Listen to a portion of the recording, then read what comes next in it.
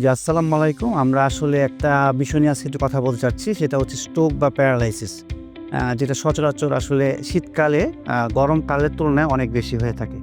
এর মেইন কারণটা হচ্ছে শীতকালে হচ্ছে ব্লাড প্রেশারটা বেড়ে যায় ডিউ টু কোল্ড এক্সপোজার এর জন্য এবং ব্লাডের যে থিকনেসটা সেটাও বেড়ে যায়।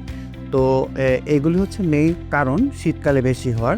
তো এর জন্য হচ্ছে আমাদের চেষ্টা করতে হবে যতটুকু গরম থাকা যায়, যতটুকু আসলে নিজেকে অ্যাক্টিভ রাখা যায়।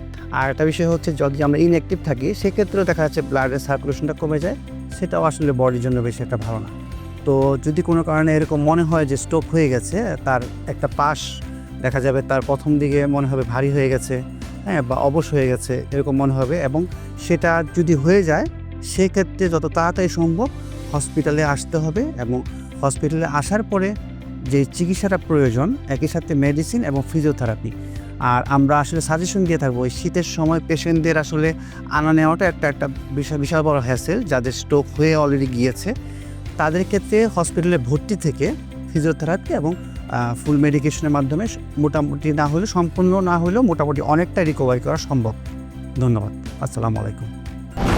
সেরা ডাক্তার, সেরা হাসপাতাল, খাজা বদরুদ্দোজা মডার্ন হাসপাতাল।